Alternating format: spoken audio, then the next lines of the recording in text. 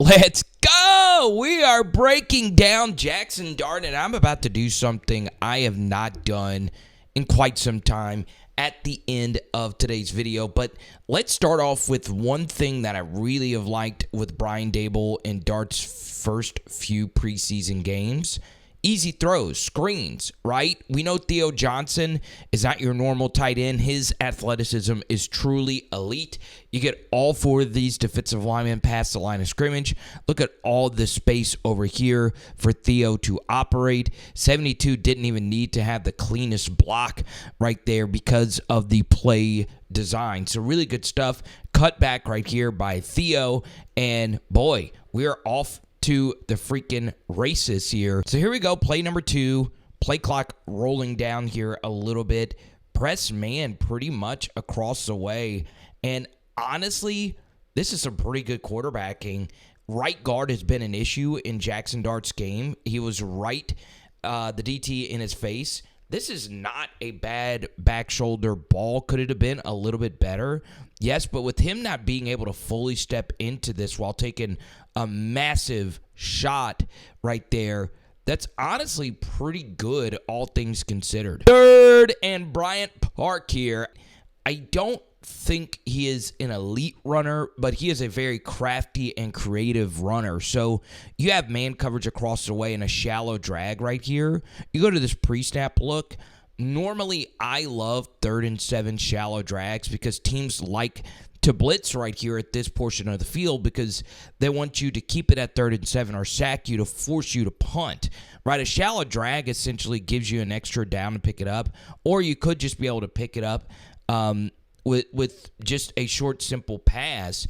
And something else about a shallow drag here is, let's just say the Jets decided to bring everyone.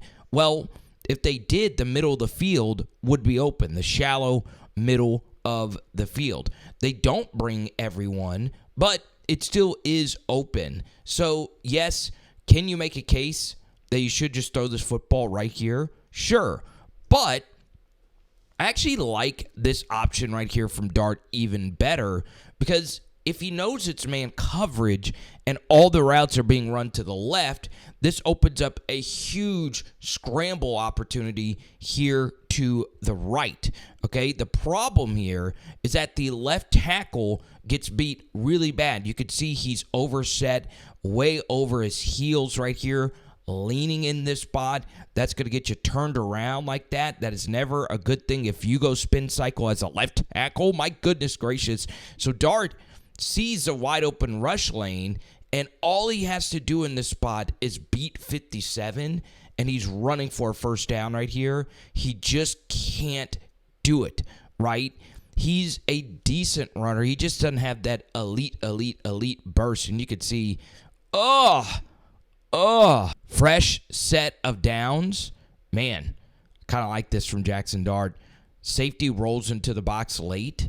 I don't know if he just saw this and decided this, because pre-snap I wouldn't really like this look, but he does guess right, or he does read this correctly, right? Safety into the box, single high, so that means this press man opportunity is there. So Dart sees it and decides to throw a jump ball here to little Jordan Humphrey. I'm just telling you right now, Malik Neighbors is coming down with this. Humphrey way out of control here. Looks like he just jumped in the wrong direction, actually, and it's an incomplete. And once again, it's the screen game that's been cooking for the Giants. Now, of course, screen game is always fun, but the problem with screen game is better linebackers read this out better than most, okay? Now, here's the thing about this screen in particular. You get exactly what you want.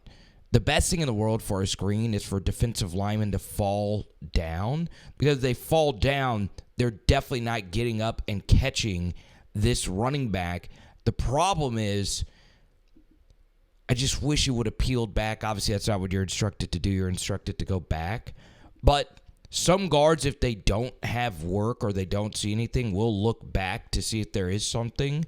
Because if you are able to get him down, this is an absolutely positively massive, massive, massive gain, but it's still good stuff to pick up a first down. Jaxson Dart, put him on Broadway next to the Lion King and the producers because this is big-time show right here. Holy crap, all right? He sees that these safeties are so far deep, and, well, there's a window here.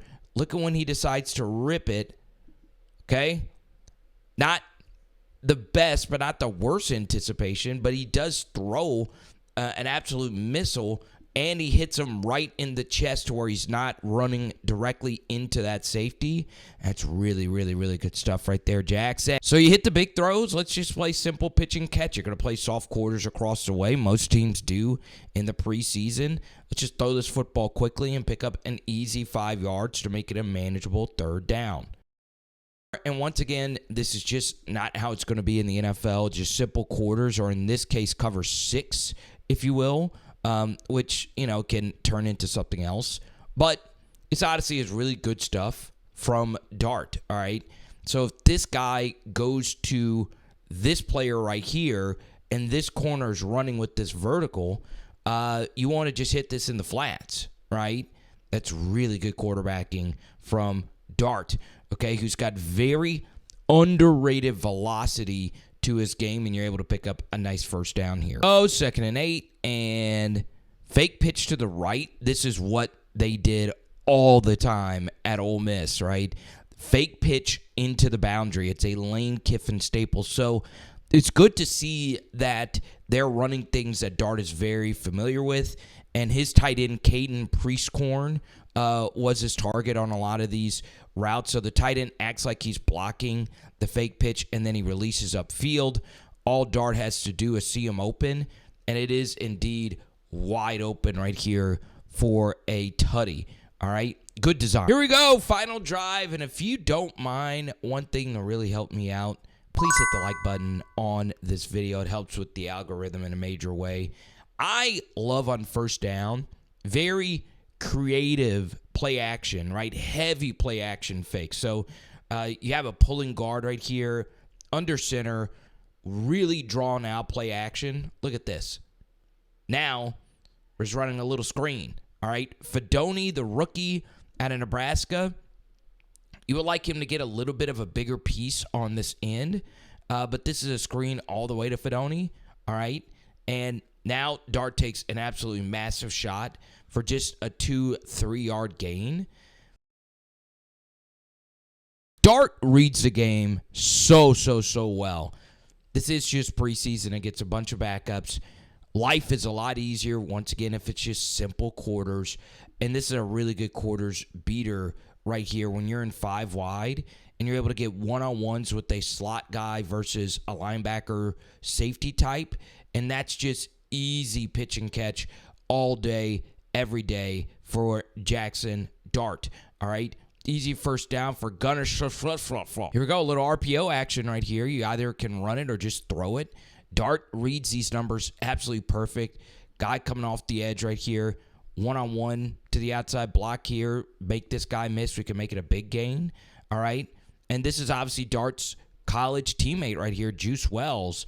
And, well, the NFL moves really fast, right? Looks like that was going to go for a lot of yards. Goes for about 4. 2nd and 4, and Dart basically reads the same thing, right?